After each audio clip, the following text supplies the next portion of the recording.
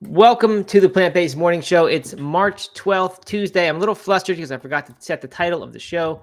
I hate to do that, but that's all right. Fixing it. Rocky start to this week, this middle of week, March, Ides of March week. Man, we're a mess. But we'll right the ship. All right, I'm going to add Doug to Instagram in just a second when he allows me to do so. And then we will get the show on the road. Sorry, the school nurse just called to come pick up my daughter. So, but I think Katie's on it. Okay. All right. Good. All right. Adding Doug to Instagram. How's it going, Matt? I'll start. We're starting over. Well, everybody, welcome to the Plant-Based Morning Show, Tuesday, March 12th. Big day, big week. Nothing could go wrong. I'm going well, Doug. How are you doing? It's going great. It's going great. You know, it's Tuesday. It is Tuesday. That's correct. Had a nice Monday yesterday. I saw that you posted some stuff in Slack about your weekend with the girls. One of two. Another one's coming up soon. That's right. Looked like a crazy time. I saw a bunch of kids in your house, and I wondered what were you doing? Because when I have both kids by myself, we go into essentially a quarantine situation where no external stimulus. We just do everything we can to keep drama to a minimum, keep everyone locked in, everyone locked out, and just watch movies or whatever. We had a pretty busy weekend. Yeah, I took the opposite approach of like, how can we stay busy at every single moment of every single day? Right. And part of that was because Katie was with a couple of her girlfriends who are also my family friends here. So we ended up getting a lot of those families together throughout the weekend. But man, we stayed busy. We went to the trampoline park, which was always a good time. Did you jump at it? You jump or just watch? Oh, yeah, I jump. You kidding? With just there's two girls or with the whole crowd? This was just the two of us. Okay. Or the three of us. And that's probably the right decision. But yeah. With the crowd, you don't jump in that situation. You just hang out. Okay, and then we went to Asheville Brewing Company to see a movie. They have like a little, as you know, they have I don't know if I'd call it a movie theater, but a big room with a giant projected Why wouldn't screen. you call it a theater? That's I mean that is a movie theater to me. Well, so I've never been where they show the adult films or the grown-up films. Right. I've only been to the one with the kids. It's just basically like tables. Does the other one have seats and stuff, or is it just tables? Yeah, there's rows of seats and there's there's a table at each seat. I mean, it's like one of those movies you go to where they serve you dinner at the theater. Ah, okay. Yeah, no, so the kid version is a little bit different than that. It's basically just like a giant open room that they put a bunch of tables and stuff in and then have the big screen. I mean, it's awesome. Like we watched Puss in Boots and had some vegan pizza and tater tots and a salad and a beer. It was great. Yep. Good. All right. I like that place. Yeah. Never been to the kids' room. What's that? Oh, yeah. I've never been to the kids' room. I've only been to the adult one. Is the kids' room where all the arcade games are? They've taken all the arcades out. Okay. Arcade so I have been to that room. And converted that one. Yeah. Mm-hmm. Gotcha. All right. Anyway, what else? Anything else worthwhile about the trip relevant to our audience about the weekend? No, probably not really. I do have a running update. Okay, good. The big 5K check-in? The big 5K check-in. All right. Ready for this? I'm ready. Give us your first beginning time that you ran. Oh, well, so it was 23. I think it was like right at 23 minutes. Okay, right. And you weren't thrilled with that. You thought you would do better. The goal was to be sub 20, right? Sub 25K. Okay. And I ran that 23 time trial and then did about, I would call it a solid 3 weeks of like legit training. Mm-hmm. And then it kind of teetered off, went on a 20-mile long run, then kind of threw off the whole speed thing and just basically lost interest. And and the update is that I didn't run a speed trial. I didn't do a check-in this weekend, but I've decided, no, listen. I've been feeling kind of like out of my body, like or not happy with like not feeling good about my body recently. Not like weight or something like that, but like just I've been tight and like uncomfortable and not feeling very strong. Does that make sense? After the trampoline park, felt a little sore. Oh, maybe that's why I've been so sore the past couple of days. Yeah, of course it is. Oh man, I didn't even put that together. That's hilarious. No, but like the past couple of weeks, I've just had a series of bad runs where I've just been lethargic and and just not very good. And so what I decided this weekend was that I'm going to spend the next 30 days, and this is real. I'm going to spend the next 30 days reclaiming my body, if that makes sense. I don't know if that's the right terminology, but 30 days of at least 10 minutes of yoga, and then some breath work. Okay. And then some other, kind of like mini priorities. I'm not going to call them challenges or anything like that. Priorities around certain types of running, continuing my pull-up stuff, continuing some strength stuff that I've been doing recently. But just like really trying to get back to feeling like myself again. Okay. And focus on that for the next month, and then decide if I even want to do the 5K thing. Because the fact that it fell off makes me think that I didn't really even want it that much.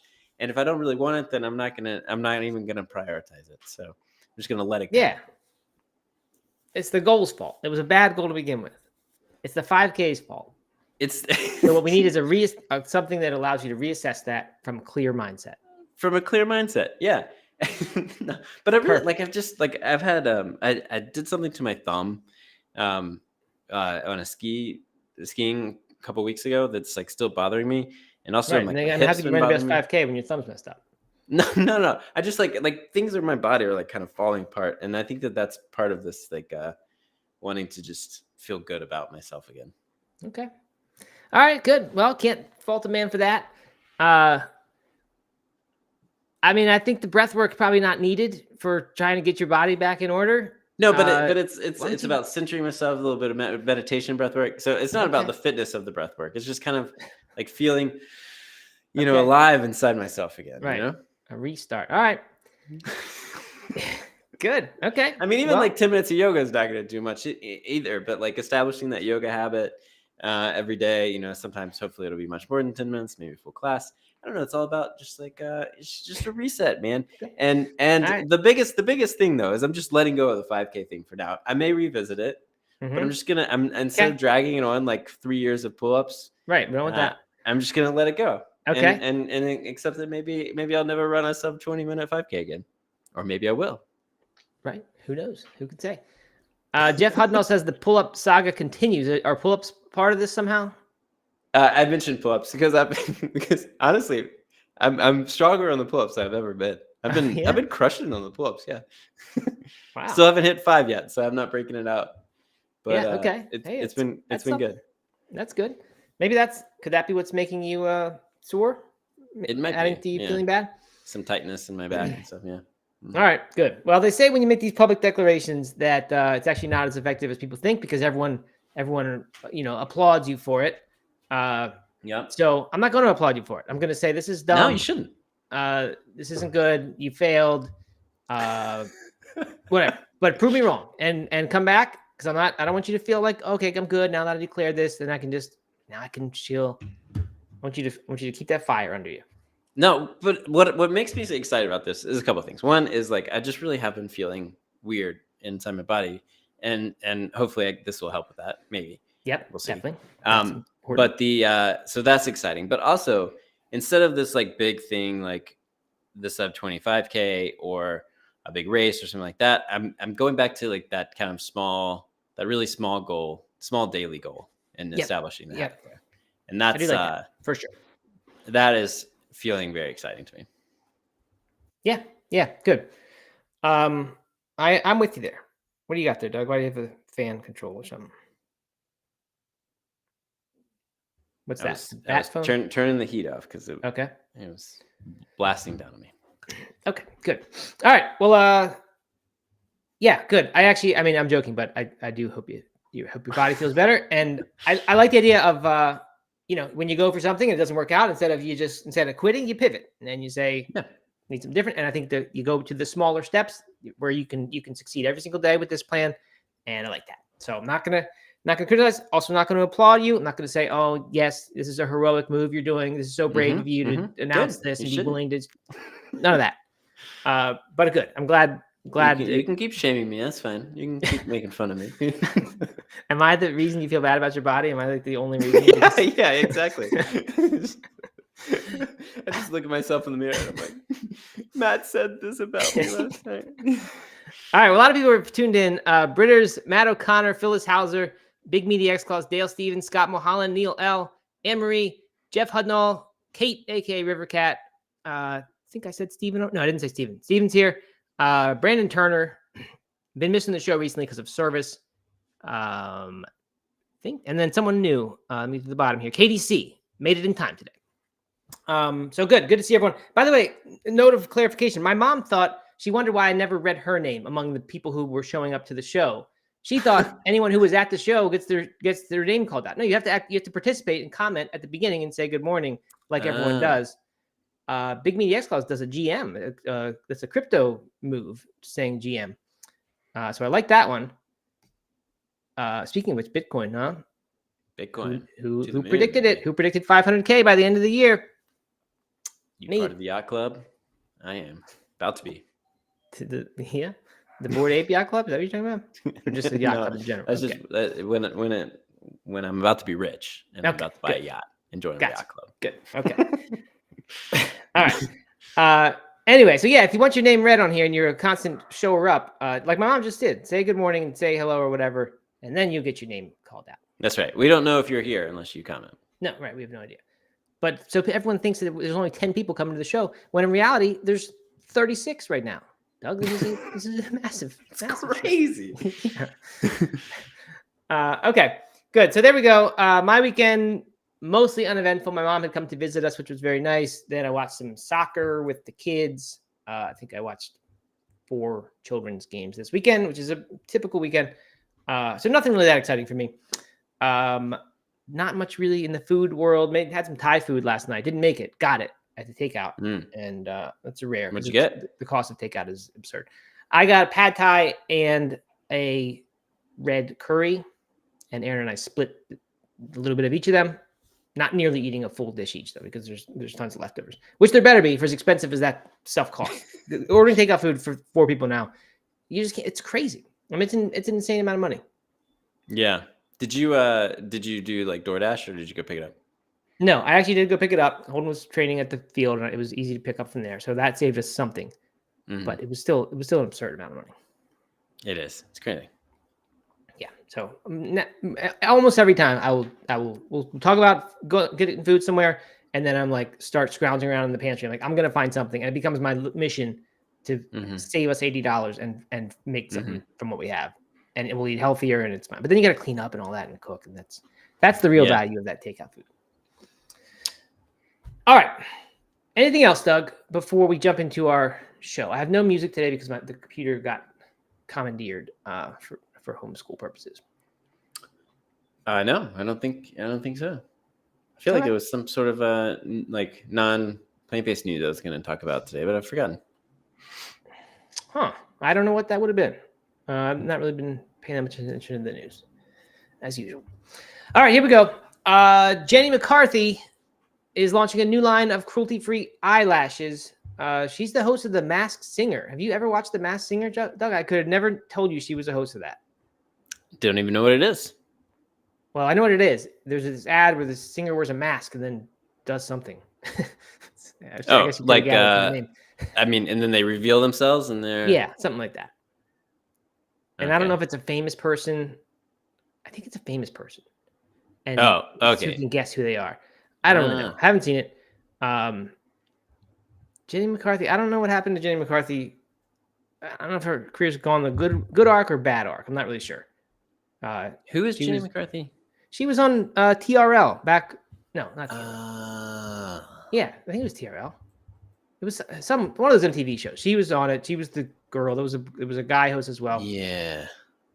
And then she did some stuff after that. Then she went into the big the vaccines cause autism thing, and that became how everyone kind of really knew her now.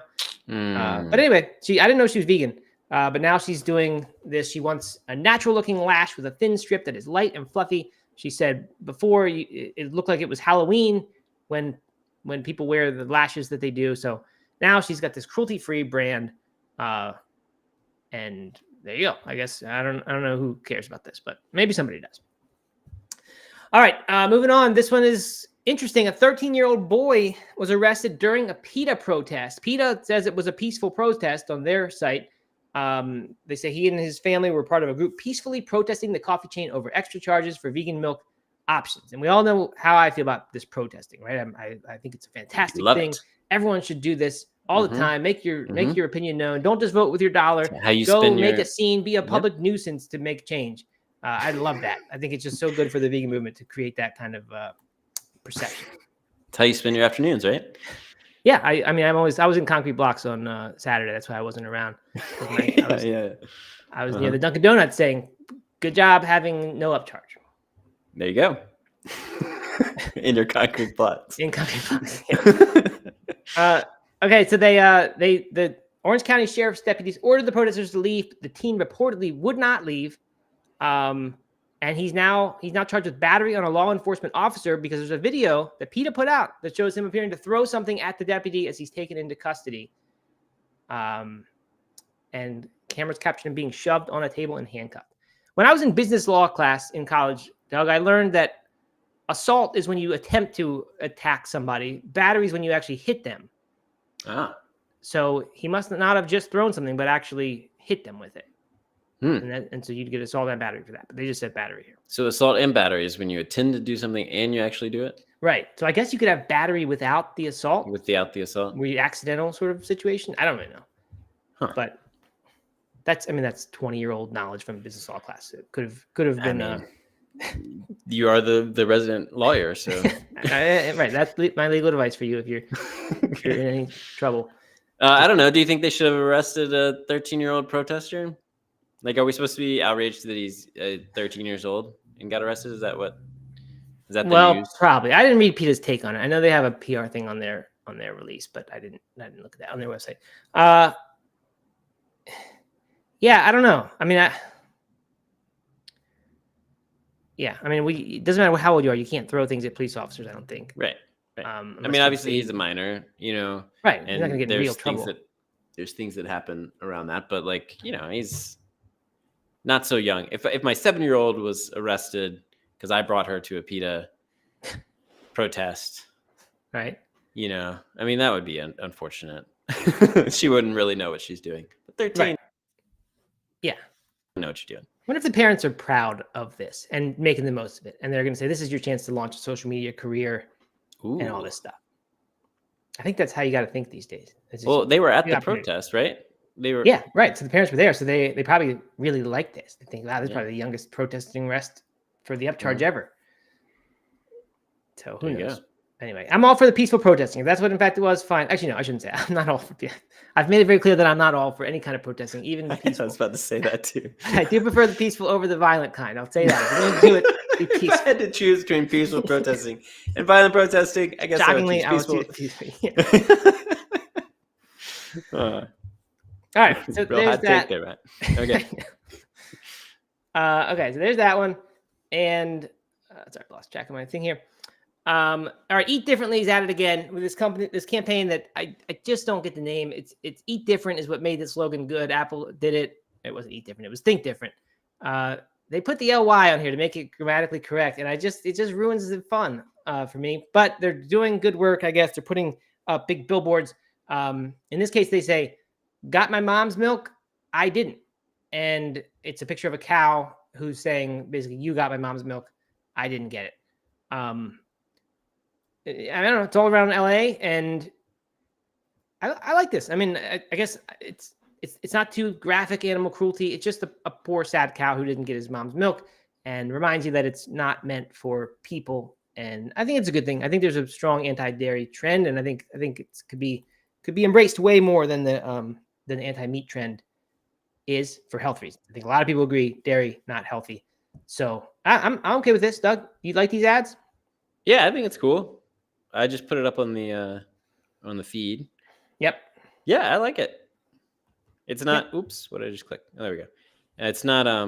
Yeah, like you said, it's not graphic and make you squirm. Just makes you think a little bit. Mm-hmm.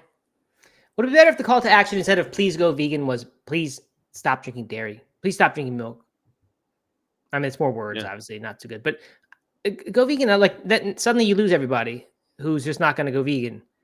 Yeah. But if it was just sort of a small ask, That's a good point. What if it was drink Oatly?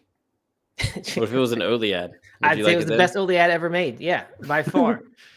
No, I actually, mean, I I kind of probably would don't think automatically do they didn't need any call to action at all. Just the eat differently is the call to Right. The action, people going right? more call. You're right. The Mm-hmm. name of the website is a call to action. Mm-hmm. Can you scroll up a little bit to the picture of the actor? I was a Yep. little confused at first. I think that's the woman from Parks and Rec, right? She's the consultant who comes and works with Oh yeah, yeah. Uh-huh. whatever that guy's name is. I forget. Sweetums. Okay. Anyway, so that says My Mom's Milk. They said you needed it. They lied. So that's I guess it's a. I mean that's confusing, right? It's really. Is that a meme? Is that a famous meme? Her winking? Oh, I don't know. Maybe. And she has a obviously drawn in milk mustache on there. Mm-hmm. But I don't get the My Mom's Milk. It makes sense when it's a cow next to the thing. Right. This isn't But that. it didn't say that a cow wrote it. Like Right. it should It be a quote. Like should say cow's milk. They said you needed it or something. They lied. And then she's winking. That must be a famous meme. Yeah. Jen Barkley is her name. I like her. She's good. At least in that, when she represents Nick Sweetums or whatever his name is. Okay, so Dale wants to know: weren't the Got Milks ad taken down for legal reasons? Matt, you're the legal correspondent. I do remember there was something about that. To the extent of my knowledge on it, there was something about the milk campaign didn't like that, or I don't know. No idea. Not going to speculate on matters of law and legal advice. All right, moving on. Time Magazine has unveiled their list of America's top green tech companies in 2024, and a bunch of them we know from our talks. I guess none of these are like the big winner or anything, but 19 food tech companies made this list. Air Protein, I think we talked about Air Protein at some point. Thought it was a crazy thing, but they were making protein out of air molecules. Mm-hmm. Atomo Coffee, I don't remember if that. I think that's the one that Steven tried, that's just made out of a bunch of different things, barleys and other kind of things that somehow they're constructing coffee. It's not the cultivated one, I don't think. Meaty is there. Did I tell you about some Meaty the other day? Yeah, I did. And then I actually got a stomachache after I ate the Meaty thing. No way. And I just don't know if it was like a total like psychosomatic thing, because I knew Bianca had puked after she ate hers. The first time I had it, I had no problems whatsoever, but suddenly like my stomach didn't feel good. And I thought maybe I have this mycoprotein allergy, but thankfully nothing didn't escalate from there. It was just a mild stomachache. Wild Type, Mycotechnology, and the Better Meat Company. Oh, I was thinking that was Good Meat. It's not Good Meat. They earned a spot recognized for groundbreaking approach to sustainable food production. One more here. India has started to set the regulatory framework for the approval of cell-based foods, including cultivated meat and seafood. This is reported by the Good Food Institute. And it's a big deal because India has a whole lot of people. And I guess they don't eat much beef there, but they do eat a lot of dairy. So maybe they'll make cell-based dairy. Bless you. They a lot of parts of India are highly vegetarian, right? I wonder if they would eat cell-based meat. That's a really good question. I mean, if the cow is sacred, I guess more than just a cow is sacred, because some of them are fully vegetarian. I mean, some parts of India. Yeah, I think. A lot of them are. Yeah. I mean, it must be related to Hinduism, right? That's the religion. Mm-hmm. Must be somehow related, but we saw the thing about the it can be considered halal under certain conditions. So I'm guessing they'll have some sort of rules that say if you do all this, then it's minimal suffering or no suffering really, and it's gonna be okay. Yeah. So that's good. That's a big thing. I think this is the major use case for this cultivated meat is in some of those Asian countries that have so many people, and I think as more and more people can afford meat, there's going to be a big demand for it. So this is a good thing. Okay. Anything else there, Doug? Anything else to add to that? You're kind of our geopolitical guy. Any thoughts about what that means for world politics and things? No, I mean just that it's a massive country, a huge population. So if it passed and it became an actual part of the food system there, that'd be huge for a number of reasons. But there we go. Very well said. Could not have come up with that on my own without. That's exactly what you said, isn't it? Yeah. All right. Moving on. This is a goofy show today. I don't know why. It's a weird one. I don't mind it. It's not too bad. Okay. Maybe because I had no music, it just feels awkward. Brandon wants to know, or Brandon is eating meaty today, and Scott wants to know if you had the steak or the chicken. I got the steak, the carne asada. And I don't know if they make any other kind of steak that isn't carne asada flavored. It's strange to me that that's the only flavor I ever see because it's kind of a unique flavor, right? That's a Hay household special, but no one else really is eating that Tex-Mex food all the time. I think they'd have like a regular steak that's just like normal steak flavor.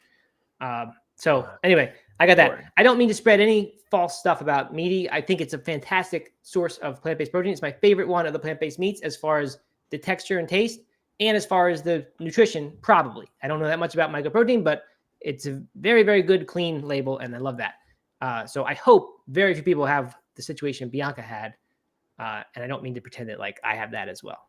Really don't. But you me. Yeah, and then Mr. Jeffrey, our resident encyclopedia, comes in with this is talking about India, that they won't kill an animal to eat it, but they eat food from cows like milk. So in theory, they should be okay with cultivated milk. That's a good point. They don't mind. And Muslims don't eat pork, and there's a large Muslim population, of course, in India as well. I didn't know that. Dirty, but it's culture. But if it's cultured, I'm curious if it would be considered clean. Interesting. Probably not. Right. But maybe. I mean, who knows? It's possible. They can make it very clean. Depends on what you're going for. All right. Moving on. Thank you, Mr. Jeffrey, for that. These Colonel restaurants, though, we've been talking about them a little bit. This is the Chipotle founder, has a new thing, new concept. I think it's no relation to Chipotle at all. I don't even know if he's still involved with Chipotle at all. But it's staffed by robots. They have a centralized kitchen half mile away from the place where they're making all the stuff, I guess. But then when it goes there, it's only robots who are handling the orders, and this big arm comes and assembles the stuff. And then there are the 3 employees at each one. One of them is to pack the food. One of them is to, lost it. Okay, a replenisher who restocks ingredients, an assembler who pulls the foods together, and a bundler who packs the bags. Oh, the robots don't even pack the bags? That seems like easy robot work, right? Replenish the food. That'd be the easiest thing, yeah. Right. If you just receive it in some sort of like standardized box situation, couldn't they just easily do that? Like airplanes probably do that. Well, no, they have people. An assembler who pulls the food together. Now that one I get, you got to assemble it, but still, what's the robot doing if not that? Yeah, just making a salad, just throwing some ingredients. I mean, honestly, and the article says that right now, at least, the food is prepared, the food is prepared off site, chopped, prepared, and then delivered to the robot. So, like, what is the robot doing? I mean, really, who's gonna be replaced now? Robot. This is, I think, robot is the redundant character here, not the people. I would say so. Right? If you're prepping all the food, you might as well just throw it in a bowl and call it a salad. You know. Yeah. So anyway, they are doing their thing. I think it's in New York City. Open February 12th. So it's been out a whole month now. They've got a vegan. It's all vegan, by the way. We didn't mention that. It's all plant-based food. I guess I haven't seen that it's vegan. They're saying plant-based everywhere, so I assume it is all vegan. A New York Post guy did it. We saw something from this guy before. He makes like a big ugly face and does thumbs down kind of stuff. Looks like a real grumpy kind of guy. I think that's his whole bit, that he does that and people think it's funny. His headline says, Chipotle creators vegan robot Colonel is 3 awful trends in one. And he doesn't like it at all. Obviously. It's no touchdown pass. It's an end zone fumble. I think it's a reference to maybe the football players who are backing it. I don't really know. Yeah, it is. Anyway, he doesn't like, of course, that it's vegan because he's a New York Post writer and he's just an angry old white dude and just doesn't like that kind of change, I'm guessing. What else? I'm trying to find what the other trends are. I read about them, but I've forgotten what they are. One is the robot thing, obviously. He's mad about the app. It doesn't work. You can't order any meaningful time in advance. So he's having trouble with the app. And then at the end, he says, as for the bogus beef, don't expect anything like the Impossible Burger's plausible simulation with aroma and ooze. Colonel's patty, $7, was mealy and flavorless, except for pickled onions on top, pickled slices beneath, and a dose of salsa verde. It's just like, I wonder what his article about the Impossible Burger said, how much he panned the Impossible Burger then, and now suddenly it's a plausible simulation with aroma and ooze. So who knows? I mean, it's just, of course, this is what the New York Post will write about it. Yeah. But I'd like to try this. I mean, if I would, no brainer, absolute go. If I saw this on the side of the highway, immediate pull over, get it, even if I wasn't hungry, because I would love to see what this experience is like. Mm-hmm. Definitely. What I thought was interesting, and this was one of the complaints, and maybe this would change over time, but like, you place the order on your app, you can't place the order there because I guess there's nobody to take your order. Although you could just type into computer. That doesn't make sense. And then it's ready in about 6 minutes. And then it looks like it goes kind of in a locker or something that you pull it out of. But you can't place a pickup time, which is a no-brainer for a robot to do, right? like it should be able to order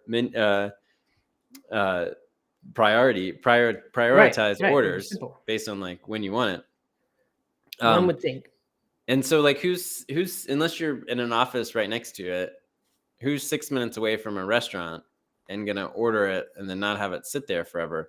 Because if you're pulling over from the highway, are you just gonna sit in the parking lot, like open your app and put it in your parking lot? Maybe those things will change, Yeah. But hopefully they figure that kind of thing out, because the user experience doesn't sound quite like dialed in yet. Right. It sounds like there are some unforeseen kinks like that. I mean, you'd think they would have thought about that massive problem. But it doesn't like there's apparently a potato fell out of a tray last week, and it forced shutdown of the entire production line. The whole thing was off as the potato rolled out. And the guy who I guess Els is, I think that's the founder guy. He says we didn't know right away to turn off the customer order flow. It was a disaster. So they just hadn't.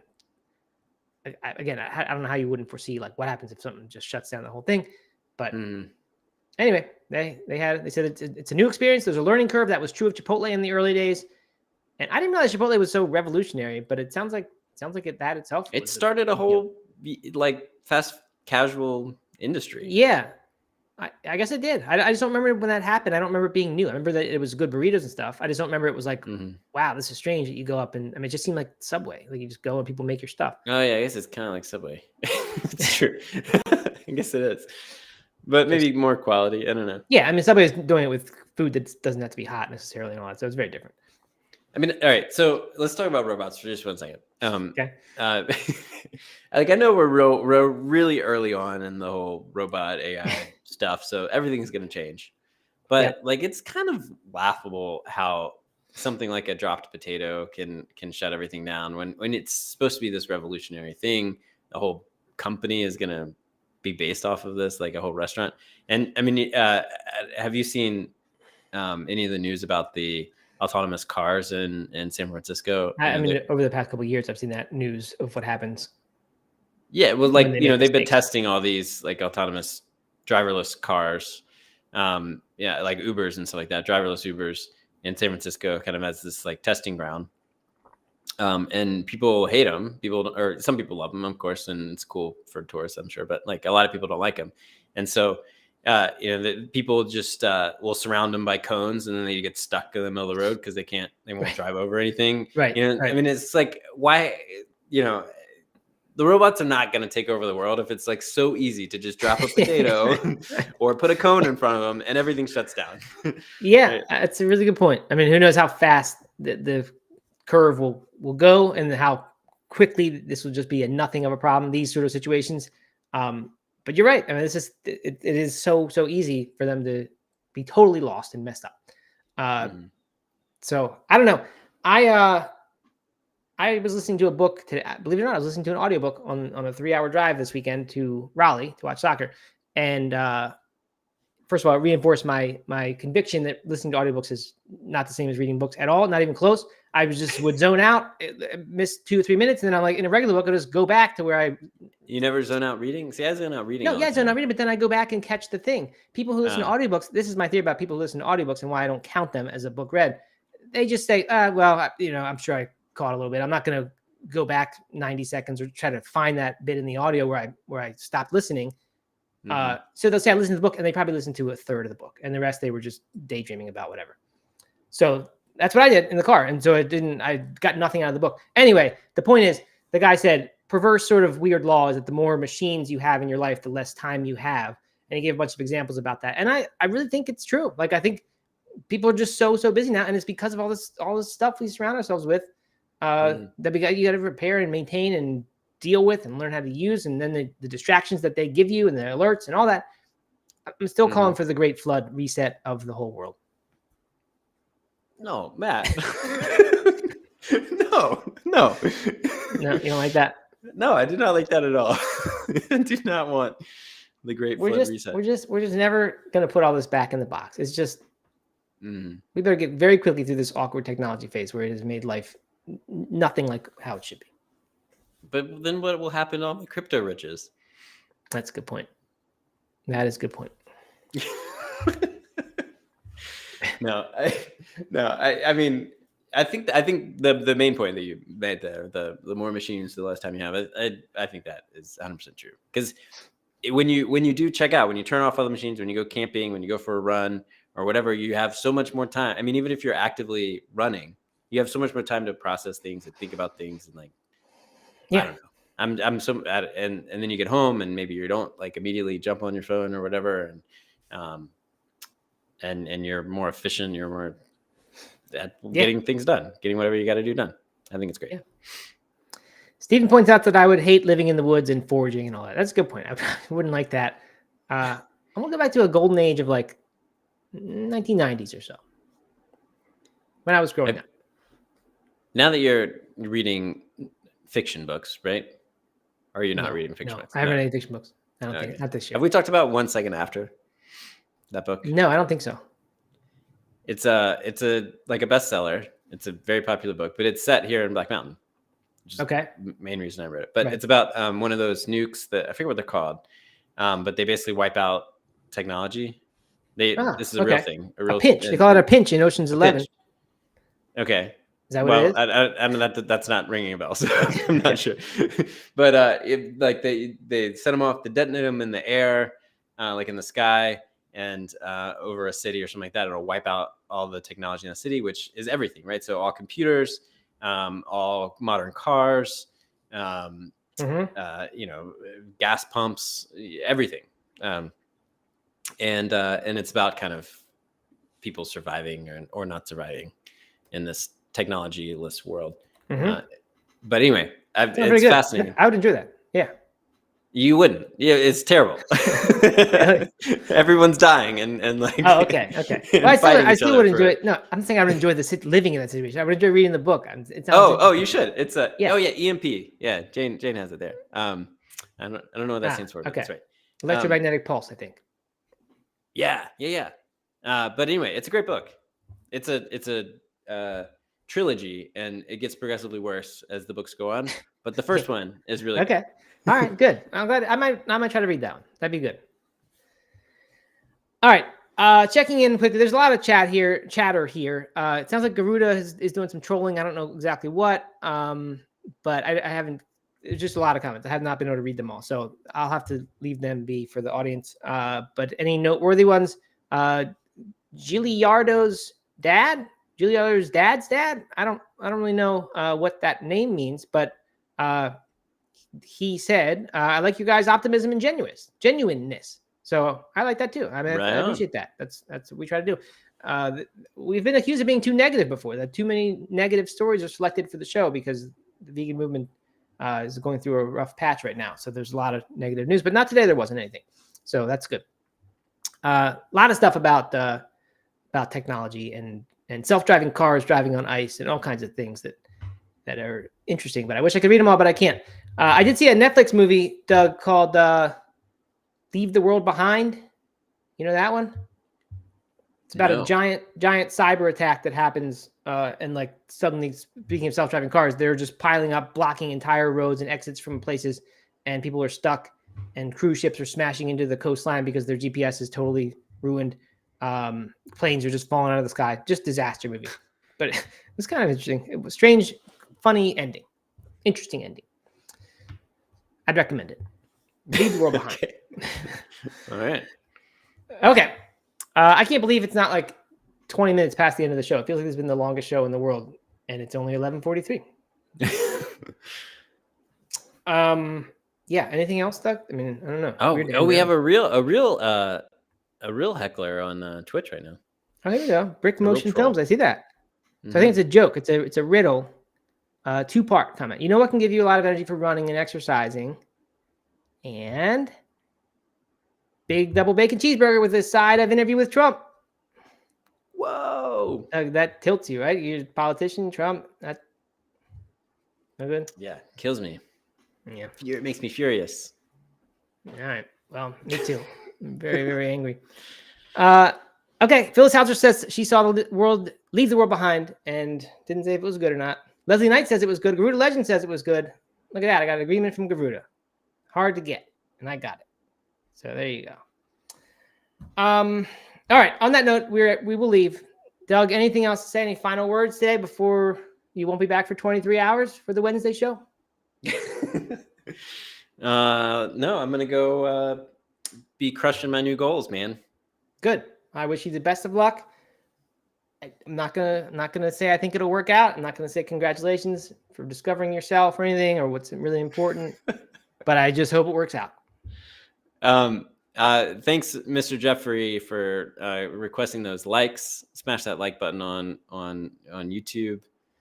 We got a lot of people watching between the different channels today, which is great. So thanks. Yeah, I don't know what's with the Twitter audience. The past like 3 or 4 shows, it's been huge. It's doubled our attendance.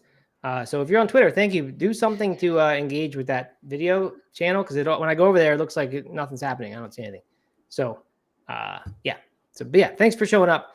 Unless it's all just bots, in which case more evidence that the bots are ruining things. that X is ruined. Yeah. Okay, and someone says that we should run for president. And then Britter says, "Hey, Frazier, 2025 ticket." 2025. How do we get a 2025 ticket? There's no election then, right? That's true. There's a disaster. It should be 2024. But what I was going to call out was that I'm at the top of the ticket. Thank you, Britters. I appreciate that.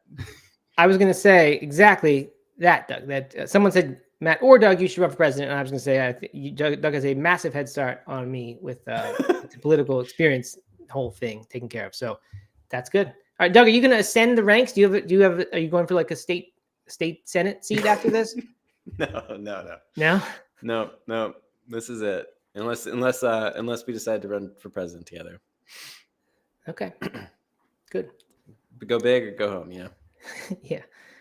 All right, one more thing. Gigliardo's dad's dad said there's a TV show adaptation of 1 Second After being made by this guy, Michael Straczynski, creator of Babylon. I saw on ABC, so there was some disaster show. It was like a cruise ship tipped over on the big billboard I saw for it. So I wonder if that's what it is. Would a cruise ship tip over from that situation? It loses its navigation, runs ashore. Right. Loses its navi, and then it's gone, and it's possible. Tips. All right. Well, we should. 2 calls for Doug to be the new Cory Booker. I love Cory. He's my favorite. Yeah. Okay. I would be honored to be the new Cory Booker. All right. Well, think about that while you're doing the breath work and all this. Think about how you might go to the next level in this political career. Yeah. Is that what you want me to do? Then we have to quit the show because you would get me in too much trouble. You're right. It's already done. I mean, it's already. All the videos are out there, so you wouldn't get elected no matter what. People would find things. Mm-hmm. All right. Thank you, everyone, for listening to us. This was fun. We'll be back tomorrow. Until then, enjoy your Tuesday.